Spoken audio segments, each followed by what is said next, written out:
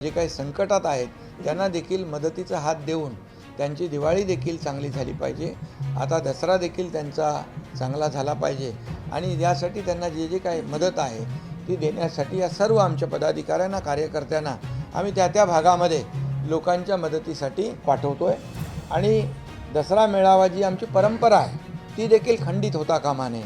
आणि म्हणून ही परंपरा देखील बाळासाहेबांनी सुरू केलेली दसरा मेळाव्याची परंपरा आणि बाळासाहेबांचे विचार आनंदीगे साहेबांची शिकवण घेऊन आम्ही पुढे चाललो आहे। त्यामुळे मुंबई आणि ठाणे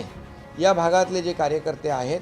जवळचे कार्यकर्ते जे आहेत, MMR मधले कार्यकर्ते आहेत, हे कार्यकर्ते म्हणजे आजूबाजूला जे जवळ आहेत तिथे आता पूर परिस्थिती नाही आहे अशा ठिकाणचे लोक हे दसरा मेळाव्याला त्यांनाच बोलवणार आणि दसरा मेळाव्याची परंपरा देखील खंड पडू न देता ती सुरू राहील आणि संकट काळात 80% समाजकारण